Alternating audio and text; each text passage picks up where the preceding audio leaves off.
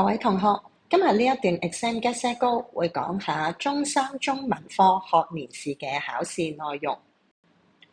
咁首先咧，我哋講下考試範圍。我哋今次考試卷一咧，仍然會分甲部，就佔30%，係考一啲指定篇章嘅，咁即係有得讀喺課堂上面老師教過嘅嘢。咁跟住咧，有閱部70%咧，係一啲閱讀理解嚟嘅，咁就會有一篇白話文同埋一篇文言文。咁不如咧，我哋先講下甲部可以讀嘅30% 先啦。咁喺呢30% 入面咧，我哋亦都會佔首先上學期佔8分嘅精選文言字詞。咁同學記得咧，要攞翻老師俾咗你嘅溫習錦囊，因為第一頁嗰度咧，你會見到一個字詞表，咁總共咧有20個文言字詞嘅。咁我哋會考其中嘅8個，咁就係上學期我哋會考嘅內容啦。咁至於剩翻嘅22分，我哋考嘅咧就會係下學期嘅指定篇章，咁應該咧就係呢5首詩詞曲，老師咧都應該教得好仔細噶啦。咁至於咧嗰啲內容咧，基本上都係源於咧我哋嗰啲單元筆記啦。咁喺你嗰個溫習錦囊入面咧，都已經有相關嘅題目噶啦。不過同學可以喺度留意啊，我哋今次呢5首咧，因為佢哋係詩詞曲啦，咁我哋咧亦都唔會考入面嘅詞解部分嘅。咁我哋字詞解釋咧，我哋只會考上學期嗰啲精選詞語嘅啫。咁大家留意啦。咁除咗可以讀嘅內容之外，我哋今次咧亦都會有一個部分係考文言語譯3大法，咁喺大家嘅校本教材入面嘅，包括調字法、換字法同埋刪字法。咁樣咧，我喺呢度都會講解下到底考核嘅內容啦，或者咧考核嘅方法係咩嘅。我哋首先咧講下咩係調字法。調字法咧就係將古代嘅倒裝句變成現代嘅漢語句式。咁我哋考核嘅句子咧就係以下嘅呢5句。咁喺你哋嘅文言讀本入面、校本教材入面咧都有呢5句噶啦。嗱，咁我哋會點樣考咧？咁我哋有2種方法嘅。第一種就係我俾個文言句式你，問翻你，咦，佢正確嘅語序係乜嘢啊？咁同學就要寫翻，例如第一句就寫啦，可使者誰咁樣，咁你就寫翻呢一句嘢，咁咧就係作答嘅方法啦。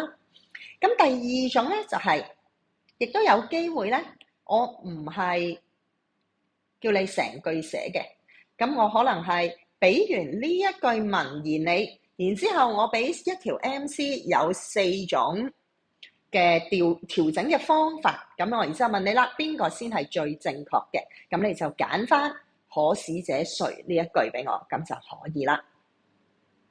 咁文言語譯嘅第2法係咩咧？就係換字法。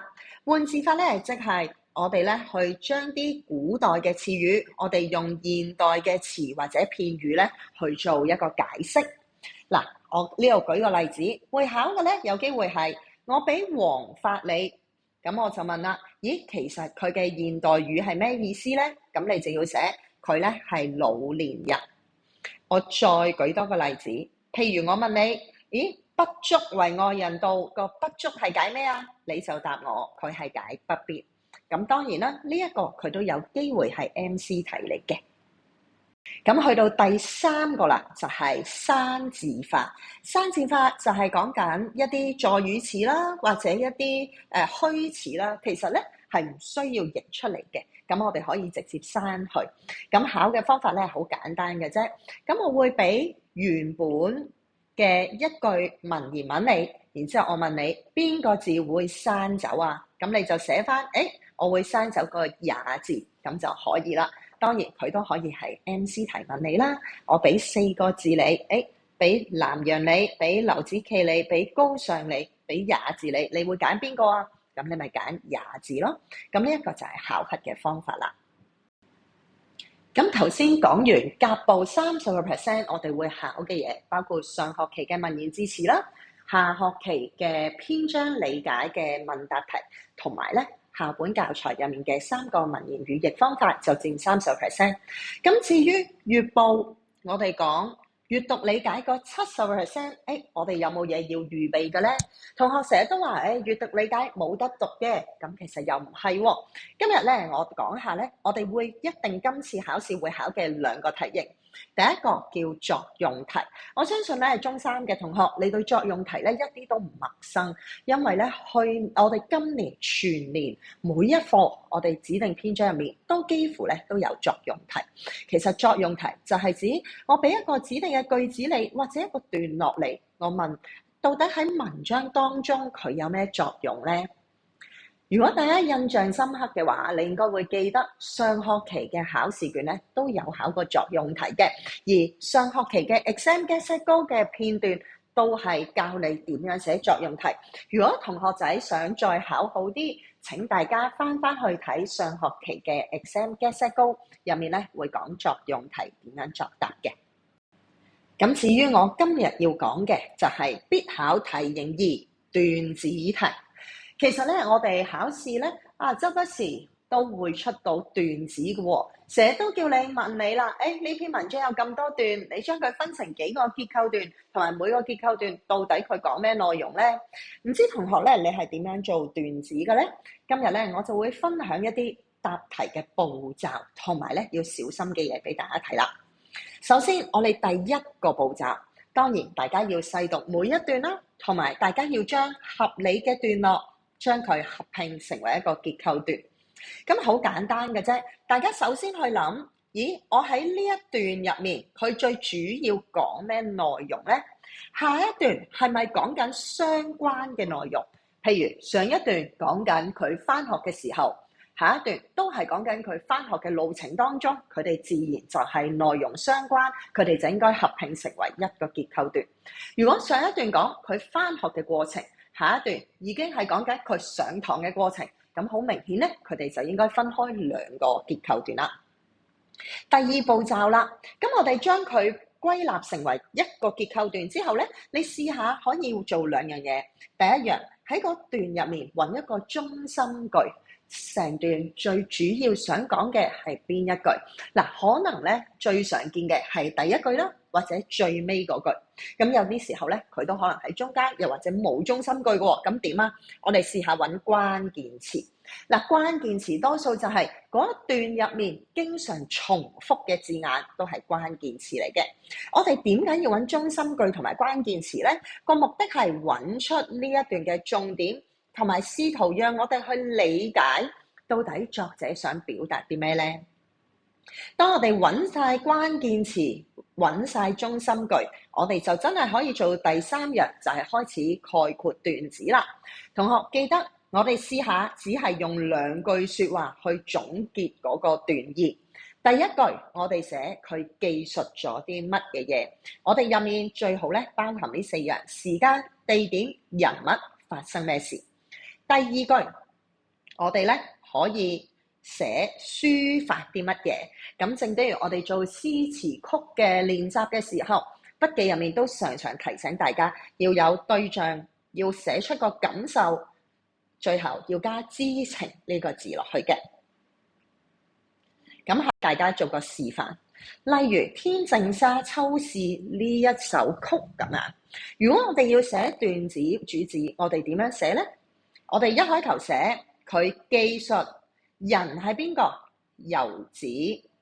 佢幾時？係深秋。佢喺邊度？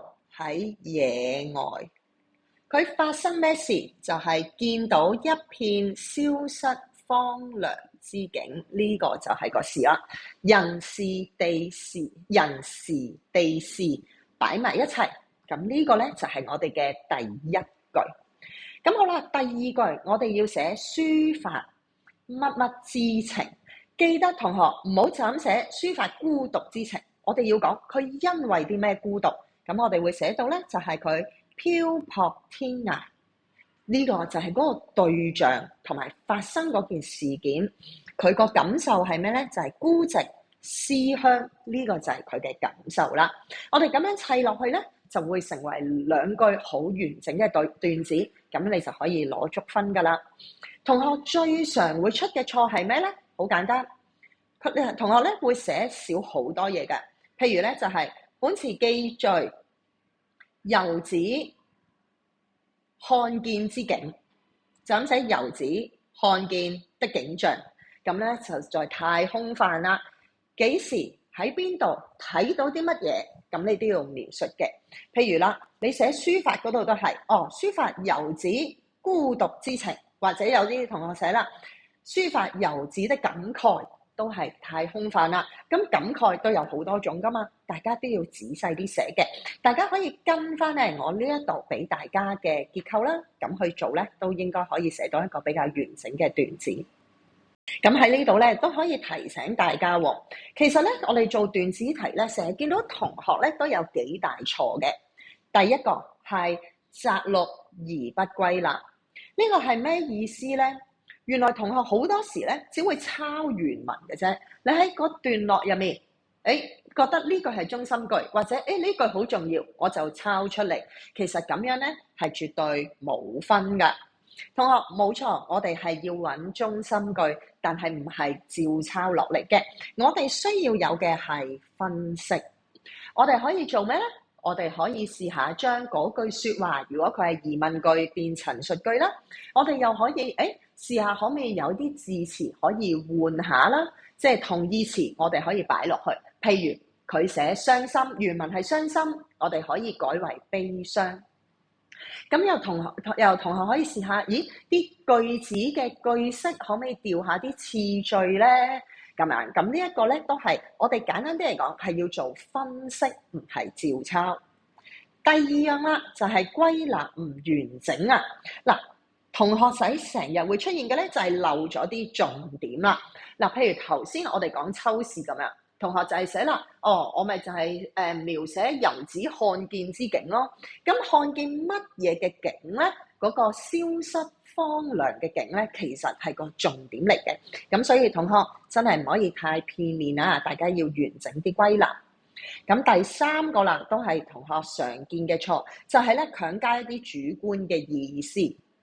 大家咧會將自己所想嘅，大家自己個人嘅感受套入去作者嘅文字入面，最終咧就會曲解咗作者嘅意思啦。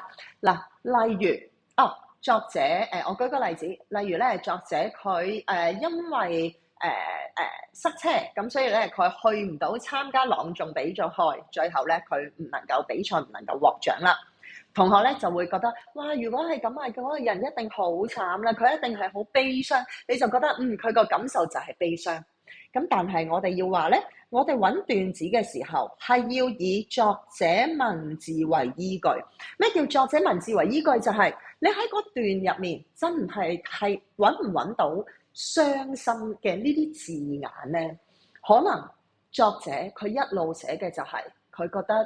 好啊！我點解會咁做？佢可能自責，佢可能係內疚，佢可能係後悔，可能呢啲咧更加。如果呢啲字眼可能咧對於你理解嗰個段落咧更加準確。咁所以咧就唔係自己所想，唔係自己所想，而係作者所想。所以我哋揾段子。點樣揾到？我哋係透過作者嘅文字，佢字裏行間寫乜嘢，我哋去歸納出嚟，唔係靠估嘅。咁同學仔都要留意喎。咁最後想祝大家考試順利，希望大家讀熟上下學期嘅字詞啦，同埋一啲問答、閱讀理解入面咧，都做好作用題、段子題。咁希望大家都可以考取好嘅成績啦。